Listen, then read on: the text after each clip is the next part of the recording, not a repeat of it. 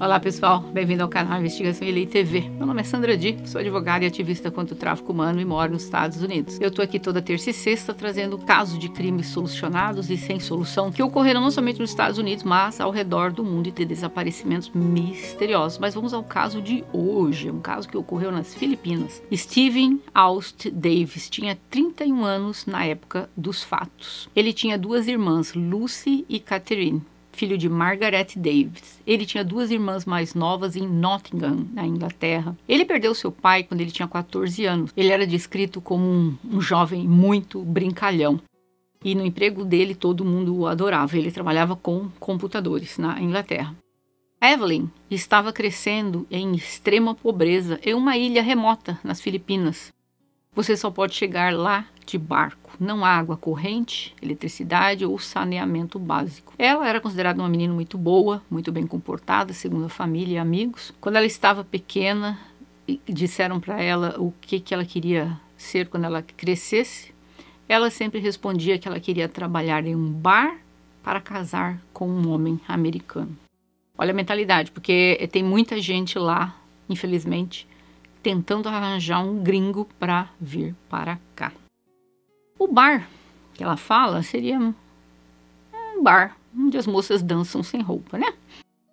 Por ela dizer uma coisa dessa é porque ela ouvia isso de outras pessoas. A Evelyn decidiu sair de casa para novas oportunidades e ela disse que tinha que trabalhar tão jovem porque a família era pobre demais. Da casa dela para chegar nessa cidade chamada Angeles seriam 2 dias de bar e ônibus. É onde que as garotas de programas naquela área trabalham.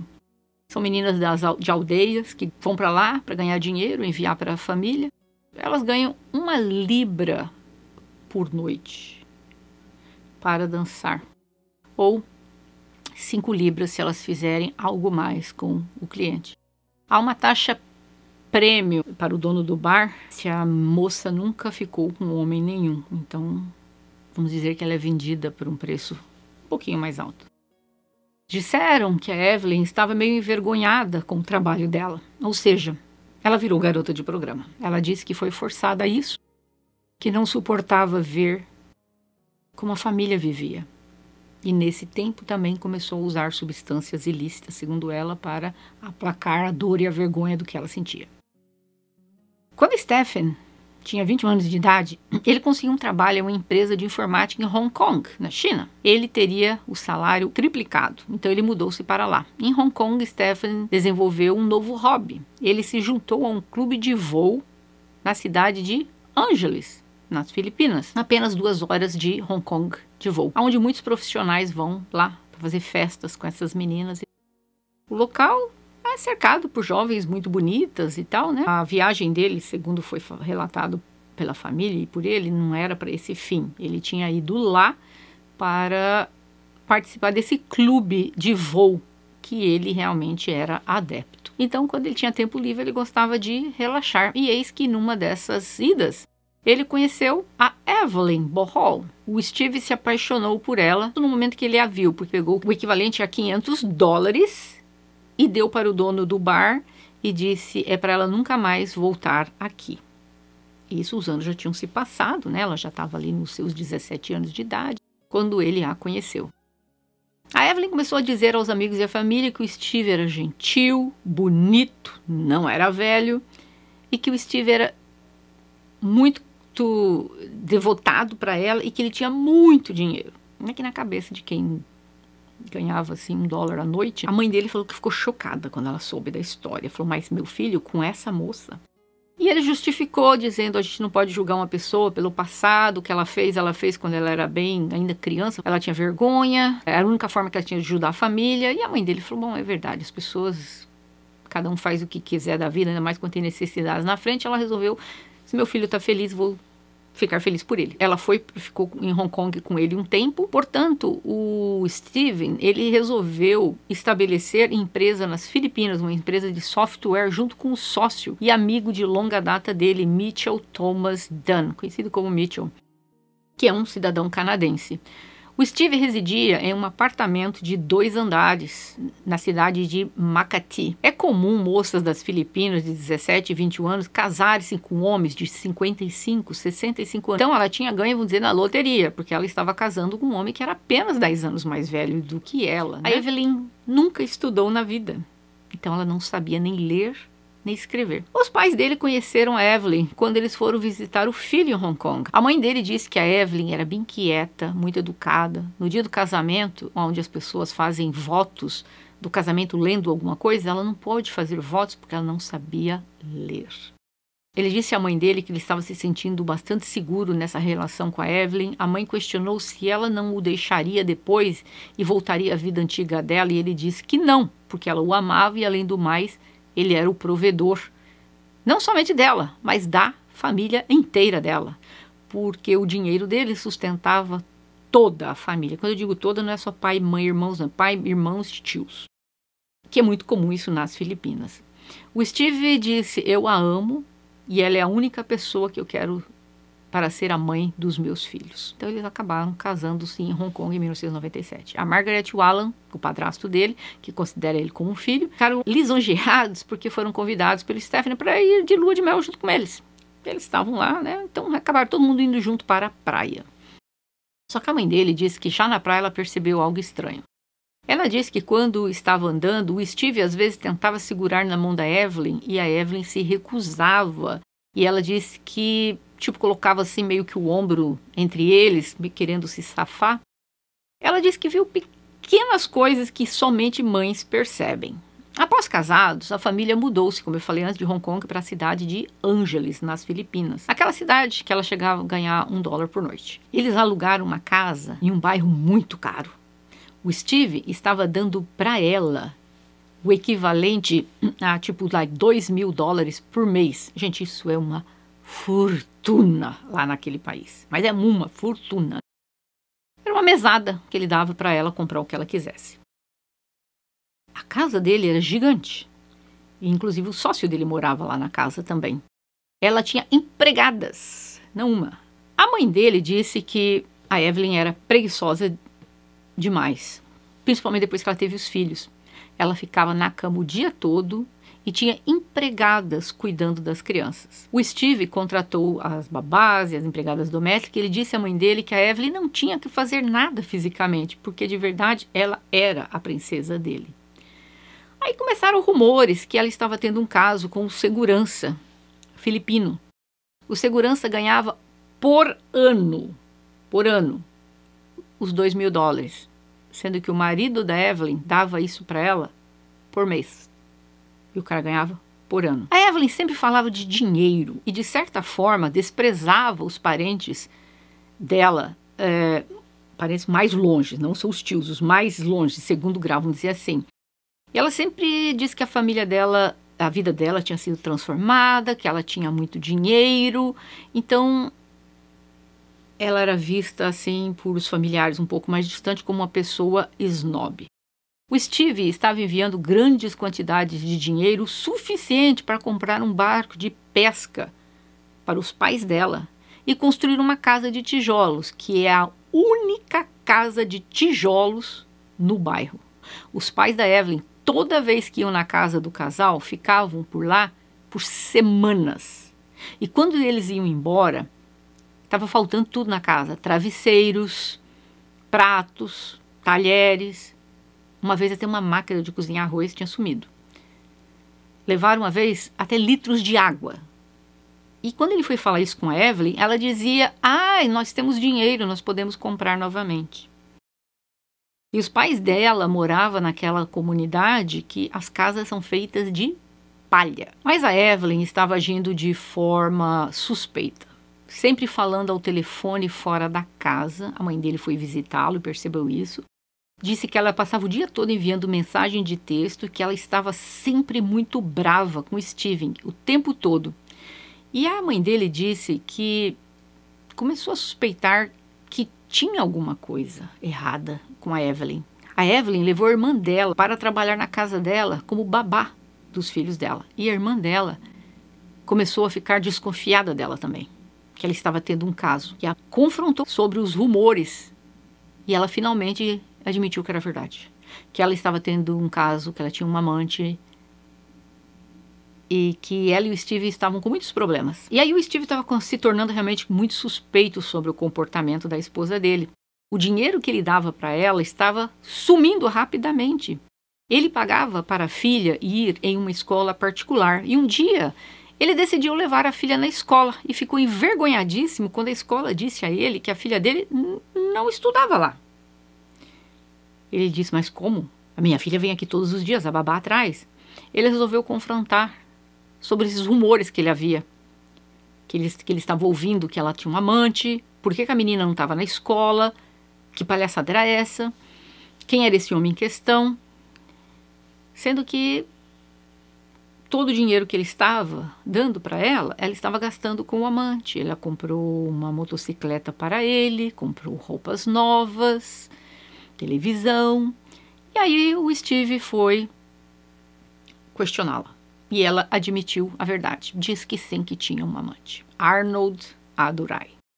Ele contou para a mãe dele que a Evelyn penhorou um anel de casamento que ele tinha dado para ela e tinha usado o dinheiro para comprar coisas para o namorado e ela estava pagando o aluguel dele para ele morar num lugar melhor.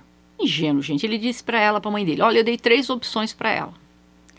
Eu quero todo o dinheiro que eu te dei, eu quero que você consiga um emprego ou que você vá para uma faculdade. Aí eu não entendi essa terceira opção dele, quero que você vá para a faculdade, se ela nunca nem foi na escola, ela não sabe nem ler e escrever, como que ela ia para uma faculdade? Mas enfim, isso não muda a história, né?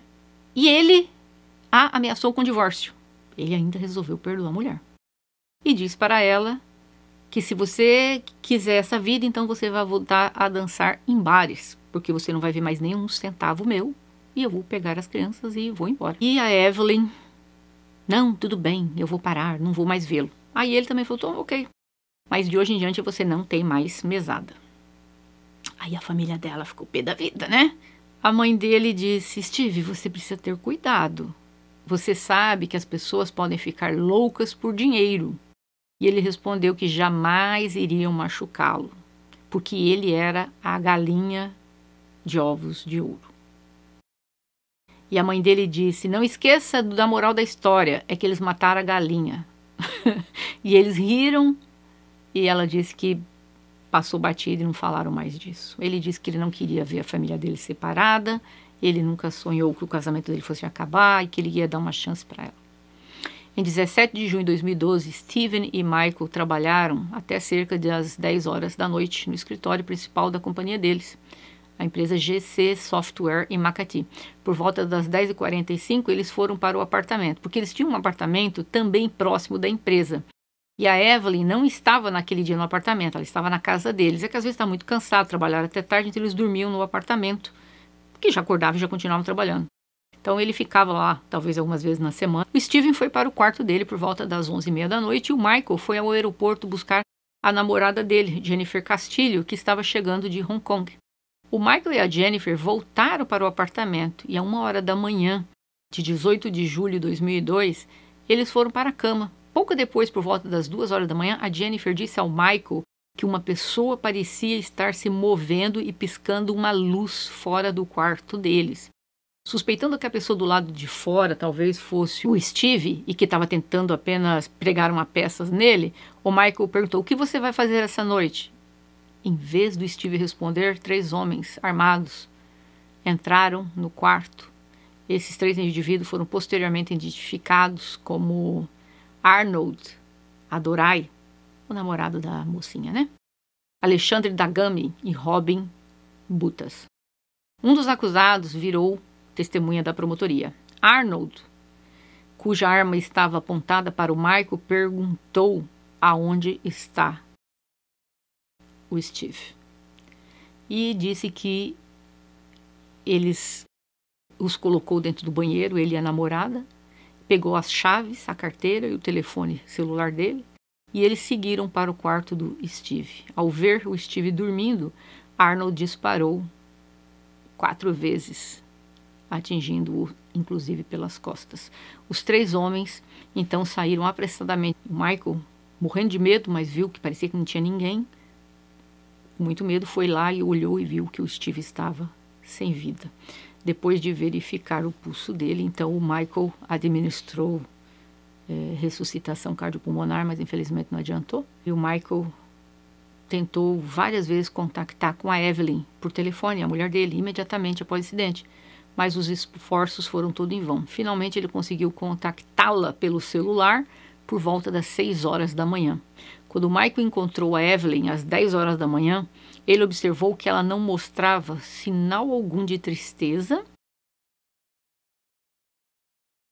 Parecia que nada tinha ocorrido. Falou que ela não parecia estar em luto, apesar do ocorrido com o marido. Em 18 de julho de 2002, a Margaret recebeu a notícia de que toda mãe teme. Que naquela manhã, o amigo dele telefonou e que 3 homens entraram na casa e tiraram a vida do Steve. A Margaret voou imediatamente para as Filipinas e ela percebeu que a Evelyn sequer foi falar com ela. E ela achou isso muito suspeito. Ela disse que a Evelyn estava sentada à esquerda no dia do velório e quando ela entrou, ela não foi falar. Eles se aproximaram do caixão, ela nem olhou na cara deles. E ela também fez uma pergunta para a mãe dele. O Mike conseguiria reconhecer os homens que fizeram isso com o Steve? A mãe dele falou, que pergunta é essa, né? A Evelyn estava tão fria e distante, ela não derramou uma lágrima, né? Na verdade, a primeira coisa que ela falou foi sobre dinheiro. A Margaret, atordoada, sabe assim, ela disse que naquele momento ela não prestou muita atenção. Ela achou que estava tudo muito estranho, mas não passou pela cabeça dela que ela teria alguma coisa com isso. E a mãe dele perguntou assim, nós podemos ficar hospedadas na sua casa? Ela disse que não, porque a família dela estava toda hospedada na casa dela e que não tinha lugar. A mãe dela falou, tudo bem. Aí no dia seguinte de manhã, a mãe dela foi até a casa, né, porque tem os netos. Chegando lá na casa, encontrou uma babá. E perguntou, onde estão os pais dela? Eles não estão aqui não. Os irmãos, os tios, o pessoal que dormiu aqui ontem à noite, ela não dormiu ninguém aqui não. Aí a mãe dele começou a falar, não, aí tem. Ela mentiu, ela não deixou a mãe dele dormir lá, ela não queria mais contato com eles. De fato, quando a mãe dele estava vasculhando as coisas do filho dela, né, ela encontrou um recibo, aquele da loja de penhores, que a moça havia penhorado o anel dias antes, né, e havia recebido uma grana bem grande. A partir daí a Margaret falou, quer saber uma coisa? Porque a polícia falou, não, isso foi acidente. Tipo assim, alguém veio aqui, tirou a vida dele, vieram aqui para roubar, levaram um celular e tal. Mas a Margaret estava tão determinada a obter resposta que ela resolveu contratar um detetive particular. E ela resolveu mudar-se temporariamente para as Filipinas, em tempo integral, para que pudesse trabalhar mais de perto com a polícia. E acontece que a investigação policial estava se movendo muito lenta, né? Então, o detetive particular resolveu fazer uma vigilância de 24 horas na porta da casa da Evelyn. E ele notou que haviam 2 homens que faziam visitas regulares à casa dela. Um, o amante, e o outro, o amigo dele. A Margaret passou essa informação para a polícia, que chamou os 2 homens. E eis que o Mike, o amigo do Steve, conseguiu identificar um daqueles homens. Disse, é ele, esse homem aqui e esse aqui entraram na casa. Ou seja, o Mike identificou os 2 homens. E eles foram presos. Acontece que os homens, quando estavam em custódia, a polícia começou a perceber a escala desse crime. Porque pensou, não, mas só não é possível que esses 2 rapazes foram fazer isso. Eles começaram a achar que talvez a mãe dele tinha razão. Talvez, será que a Evelyn estava envolvida nessa história? Só que a mãe dele ficou meses lá em cima da polícia, em cima deles. Aí até que um dia, a mãe dele disse que a embaixada britânica foi solicitada a intervir e a família foi forçada a voltar para a Inglaterra. Porque o pessoal da embaixada disse que havia uma preocupação legítima que haveria retaliações contra a vida dela por causa da prisão desses 2 homens. A família desses 2 homens estavam querendo acabar com a vida dela. Ela ficou chocada porque eles falaram, é agora, você tem que sair daqui agora.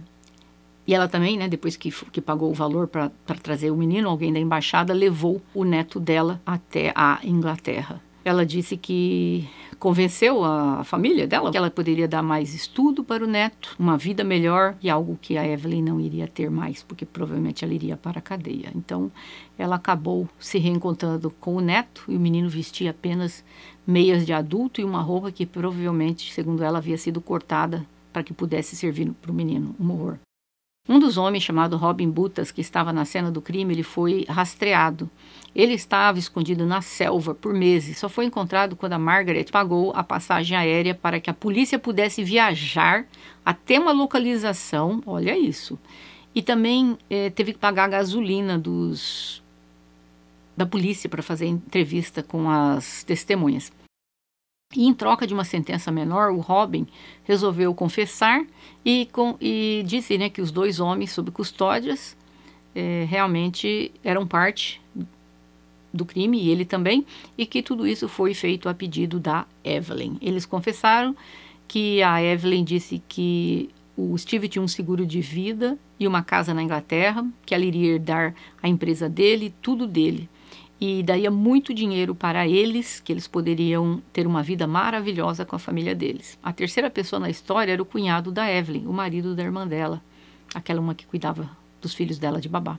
A Margaret estava determinada a provar a culpa da nora, né? Então, por 2 anos, ela trabalhou todos os dias e muitas vezes durante toda a noite, obtendo provas. Imagina, a polícia é tão pobre que não tinha dinheiro para se locomover com a gasolina. E ela teve que pagar para fazer uma coisa dessa. No final das contas, a mãe dele gastou o equivalente a 55 mil libras, pagando entre investigador, polícia e tudo mais. Para vocês terem ideia, se compra uma casa por 15 mil libras. Ela gastou 55. Então, veja quanto dinheiro que não era. A Margaret ficou amiga da família da Evelyn e de uma tia da Evelyn. E essa tia dela disse, nós somos mães e eu vou fazer, e o que tiver ao meu alcance, eu vou fazer para você achar justiça para o Steve. Ele não merecia o que ocorreu com ele. A família, parte estava revoltada com a Evelyn porque ela matou a galinha dos ovos de ouro. Então eles não iam mais ter como sobreviver. E outros que tinham um pouco de moral resolveram que ficariam do lado da justiça. E essa tia dela, que parece uma pessoa do bem, resolveu dizer onde que estava a Evelyn, porque a Evelyn depois se escondeu, né? E a tia dela sabia onde que a Evelyn estava, e ela acabou dizendo onde que a Evelyn estava e acabou sendo presa. 14 pessoas prestaram depoimento contra a Evelyn. Ela não teve uma única testemunha no julgamento dela e não tinha um único membro da família dela no tribunal. A única pessoa que a visitou na prisão uma vez foi o pai dela. O resto da família, todos se voltaram contra ela. A família dela, depois que eles ouviram a Evelyn e o amante planejando tirar a vida do Steven. Mas algo que me chama a atenção é que a família inteira ouviu e ninguém disse nada. Sabe por quê, na minha opinião? Porque a família ficou imaginando, bom, ele tá aqui dando um dinheirinho pra gente e tal, mas peraí, se ele realmente sair da jogada, a Evelyn vai ficar milionária. Ah, nós vamos ficar todo mundo rico. Foi por isso que eles se calaram. Foi por isso que nenhum desses infelizes da família dela foi na corte. Ninguém. Para dizer. Porque eles disseram em julgamento que eles ouviram. Ouviram. Que eu fiquei revoltada, gente. A Evelyn, conversando a respeito de eliminar. E por que que ninguém foi na delegacia denunciar? Porque eles queriam isso também. Porque eles, com certeza, achavam que também iam receber uma grana. E aí acabaram sem um centavo, porque a única que dava dinheiro para eles está na prisão pro resto da vida dela.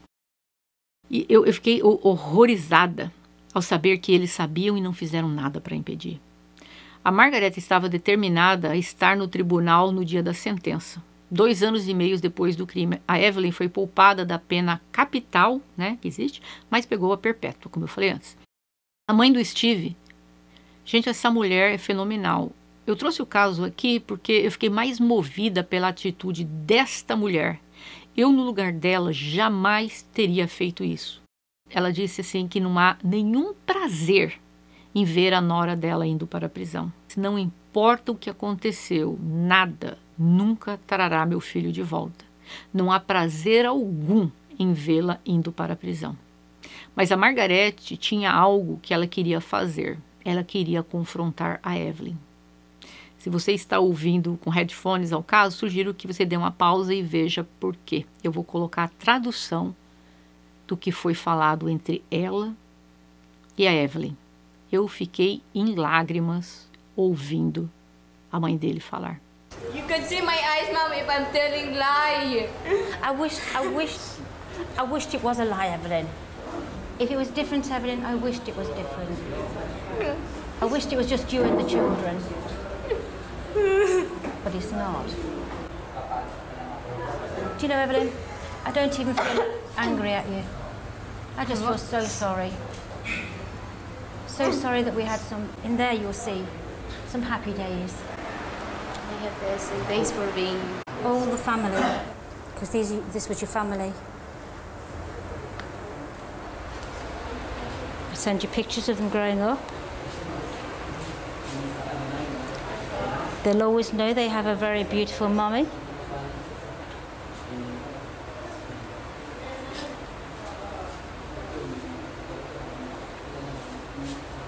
And they'll always be your children.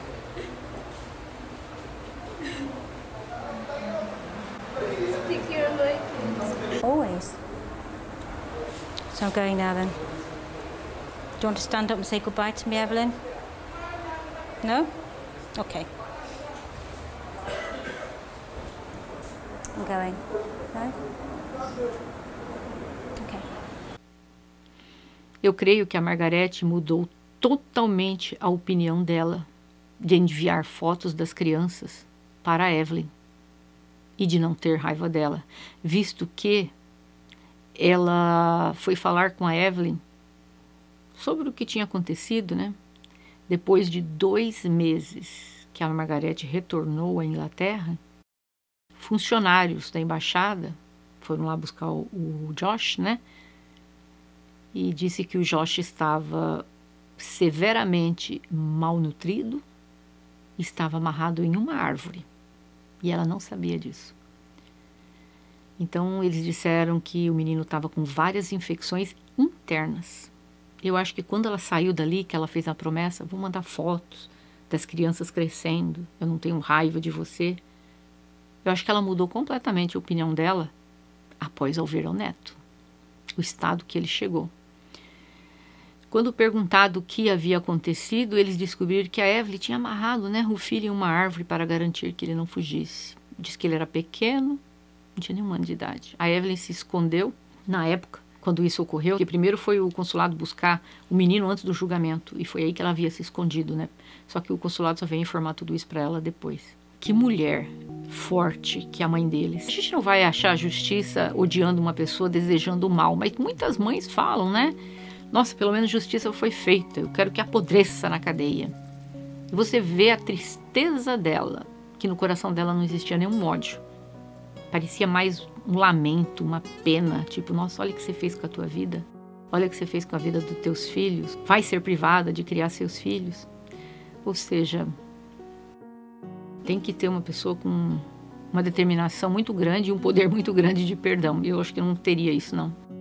O advogado da Evelyn apelou da sentença dizendo que o Robin foi motivado a depor apenas por seu desejo de ser inocentado da responsabilidade, de que ela não tinha razão alguma para tirar a vida do Steven, que não havia nada que provasse que ela foi a que deu a ordem, mas o Supremo Tribunal disse que não foi encontrada nenhuma razão convincente para reverter a decisão.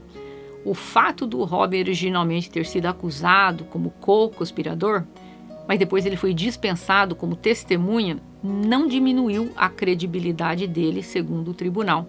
Quando a Margaret estava ainda nas Filipinas, um dia a Evelyn ligou para ela e disse para ela ir até a cidade dela encontrar-se com ela, à meia-noite. Ela não concordou, mas foi encontrar-se com a Evelyn no dia seguinte. E quando a Margaret contou isso para o amigo do Steven, o Michael, ele disse, se você tivesse ido, se encontrar com ela naquela noite à meia-noite, você seria o alvo dela. Ou seja, ela planejou até eliminar a sogra. Um policial disse para Margarete, um homem ocidental que se casa com uma filipina também está se casando com a família dela. E ele pode descobrir que a doce gatinha se torna um tigre raivoso se as coisas não correrem do jeito dela. Você deve ter cuidado. Um policial falou isso para a mãe dele. Ele estava advertindo que fique esperto com ela, né? Que caso terrível. Me deixou chocada. É um crime que a gente vê muito, né? Marido tira a vida de mulher, mulher tira o marido. Mas eu trouxe o caso aqui mais pela crueldade empregada, mas também pela... Eu fui mais movida pela mãe dele. Quando eu ouvi o caso, realmente me trouxe as lágrimas, para ser bem honesta. Porque ouvindo ela conversando com a moça, dava a impressão que parecia que ela era a mãe dela.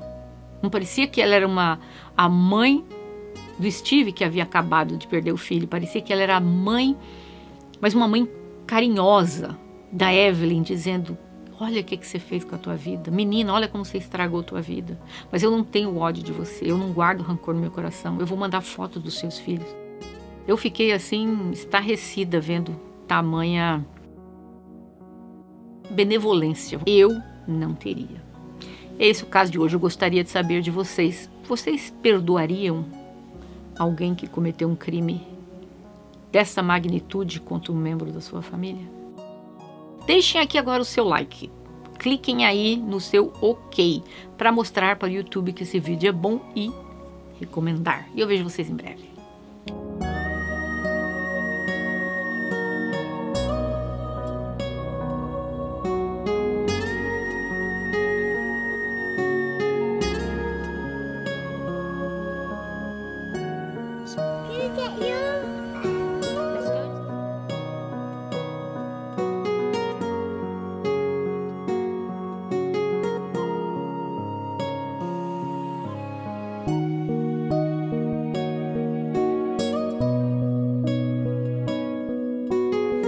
My princess.